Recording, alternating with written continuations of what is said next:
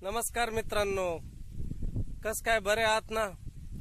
तर आज मी तुमच्यासाठी जो व्हिडिओ घेऊन आलो आहे तो खूपच महत्त्वाचा आहे आणि प्रयोगशीलपणाचं शेतकऱ्याचं लक्षण कसं असतं हे त्यातून समजणार आहे। पहिली गोष्ट, तुम्ही माझ्या या आय बटन मध्ये मी जो व्हिडिओ टाकतो आहे तो बघा। म्हणजे मी याच्यापूर्वी खताला जे महत्त्व दिलेलं आहे, म्हणजे मकामध्ये खत टाकताना जो प्रयोग करण्याचा प्रयत्न केलेला आहे, त्यानंतर माझं पीक कसं आहे हे मी तुम्हाला दाखवण्याचा प्रयत्न करणार आहे। पण पहिल्यांदा तुम्ही या आय बटन मधला माझा व्हिडिओ बघा आणि मग माझं पीक कसं आहे हे ठरवा आणि मला कमेंट मध्ये सांगा।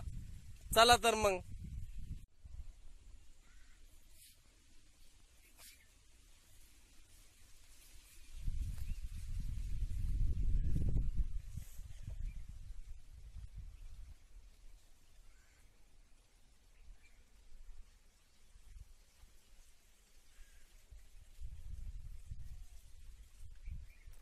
मित्रांनो, मी इथं बांधावरती उभा आहे। ह्या बांध पण बघा, कधीतरी भविष्यात बांध बी किती मोठी पाहिजे हे मी तुम्हाला समजून सांगण्याचा प्रयत्न करेल।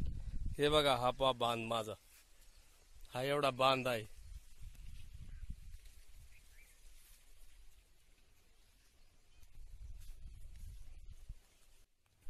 मित्रांनो, पीक कोणत्याही प्रकारचा असो, कोणत्याही जातीचा असो, संकरित अथवा गावरान, पण आपल्या जमिनीमध्ये कोणकोणत्या सूक्ष्म अन्नद्रव्यांची गरज पिकासाठी आहे, म्हणजे जमिनीच्या पोतावर ते अवलंबून असतं।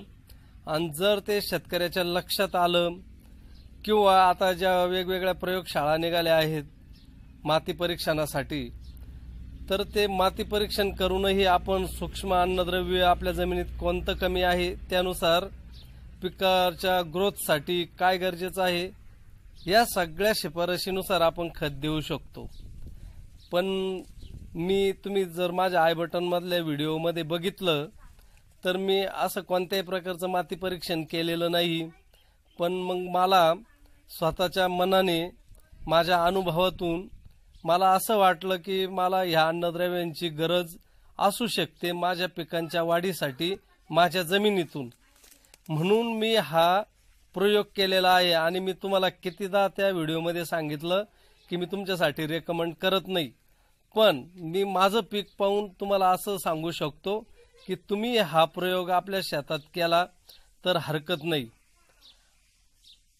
खत देताना आपल्या जमिनीचं जे विशिष्ट पिकाचं क्षेत्र आहे त्याच्या प्रत्येक कोपऱ्यापर्यंत आपण पोहोचू शकू असं काही नाही, कारण ते मॅन्युअली असतं। त्यामुळे लहान मोठं पीक होण्याची शक्यता असू शकते। पण माझ्याकडे मी 90% यशस्वी खत प्रयोगानंतर माझं पीक आहे, म्हणजे त्याला कोणी नाव ठेवू शकणार नाही असं माझं मत आहे। आणि असे प्रयोग आपण शेतकऱ्याने वारंवार केले तर अतिउत्तम।